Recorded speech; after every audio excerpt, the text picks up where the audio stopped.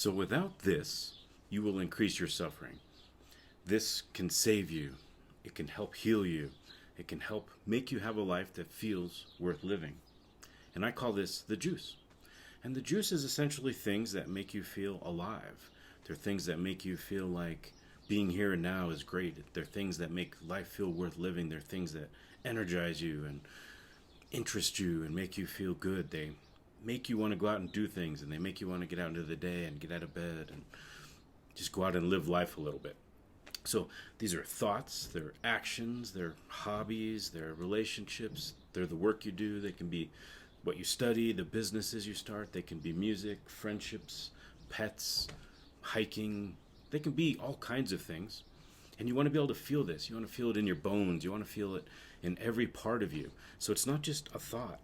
Thoughts are great, but they don't motivate you. They don't move you. They don't make you feel very alive.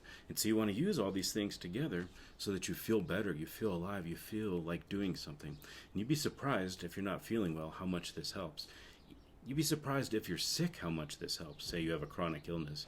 Looking into things that make you feel more alive and getting away from things that do the opposite, that make you feel, let's say, more dead, less alive, more like you don't want to do anything or you don't want to be part of life. That's not a good place to be, obviously, but it also has a downstream effect on your body because you're living in chemicals of stress rather than chemicals of building life, of recovery, of regeneration, of feeling good. Those kinds of, you're creating a soup in your body with what you're doing, what you're thinking, what you're feeling, the relationships you have. And that has a huge effect on your health and your long-term longevity and the way your life turns out. A couple things to think about with this, though. Make sure that what makes you feel alive isn't harming others, isn't controlling others, isn't gambling, isn't drugs, isn't causing pain. Those are all going to come back to bite you. So be really careful with that. I just want to mention it here because some people seem to enjoy those things. Be careful with those. There's some other reasons you might not be able to feel the juice. You might be doing everything right, but you still can't find it. And there's a few things that can be involved in that. One is a deep-seated feeling, like a deep-seated illness. So maybe you have Lyme disease and you haven't found it, or maybe you have some kind of other infections. Maybe you have some chemistry issues that need to be worked out. And that's something to work on with your doctor or try to figure out on your own, because if you're stuck in those health problems, you're going to have a hard time finding anything that makes you feel alive, particularly if it's been going on for a while. Although, if you start working on it, it'll help. It'll start generating some things. So looking for things that help you feel better. If you've had a lot of trauma in your past and you haven't resolved it and worked through it, that also changes how your brain works. It changes how your body works. And it may need that you need to go through some therapy for that, or you need to work on yourself. You need to go through some kind of coaching program to help you feel better. Another one is self-hatred. If you're hating yourself, you're going to have a hard time trying to find anything that makes you feel good because you don't think you deserve it, because you hate yourself, you're ashamed of yourself, or someone convinced you you're bad or horrible and got those thoughts into your head.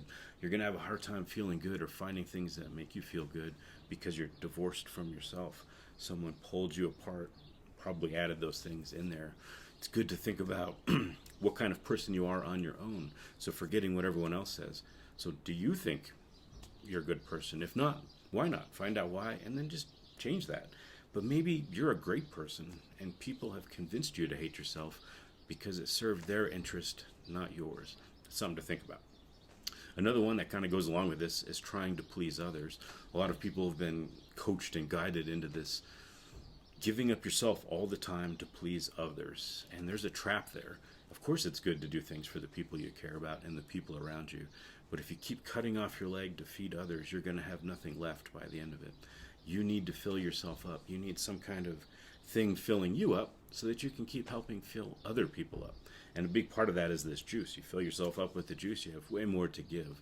So be careful that you're not sacrificing yourself all the time for other people, because it's going to drain you. It's going to be, in a long-term way, damaging to you, to your health, to your future, and definitely to your mental health. So, like I said, it's good to be good to the people around you, but you also need to be good to yourself. So sometimes you got to please yourself. You have to fill yourself back up so that you can fill others. Another one is lack of sleep. A lot of people think you can go without sleep long term, and for a little while you can, and there's a few times to do that, say starting a business at the beginning.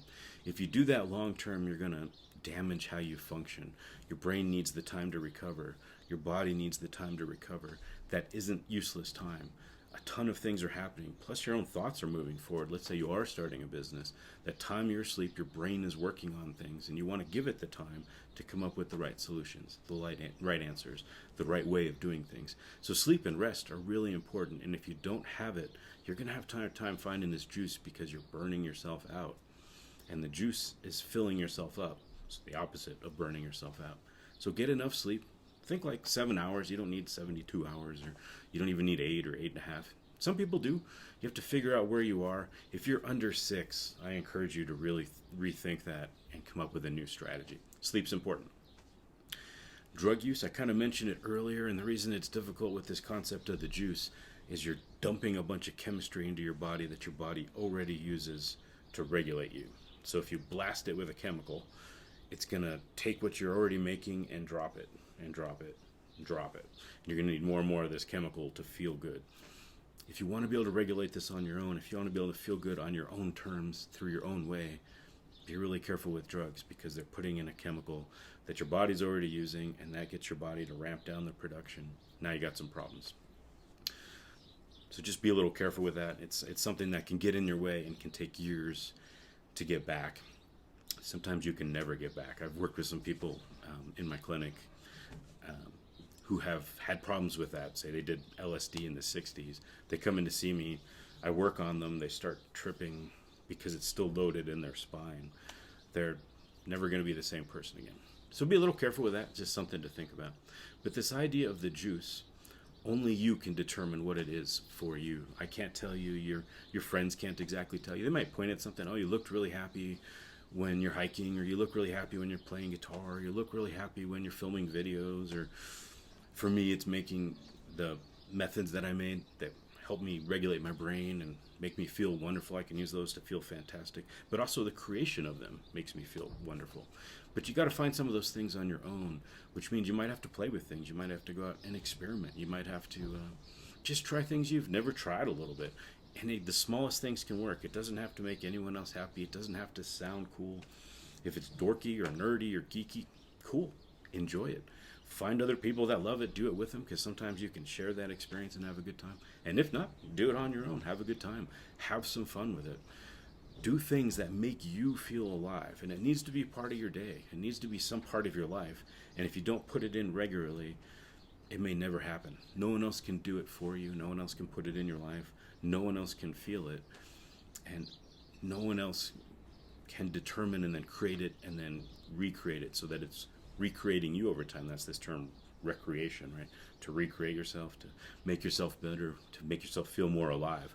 That's really important, because if your system is slowly dying, you can imagine how you feel over time. You need to do something to keep lifting yourself up. So I call that finding the juice. You can use whatever term you like, but the juice works for me. So find some things that work for you. Maybe drop them in the comments, because I'm curious what does make you feel alive. Have a good time with some things. Life needs to be worth living, or you're just going to drain yourself to the point you don't want to be here. And I've seen a number of people like that. So be a little careful with yourself. Take care of yourself and find the juice. So follow for more tips to feel better, and we'll see you next time.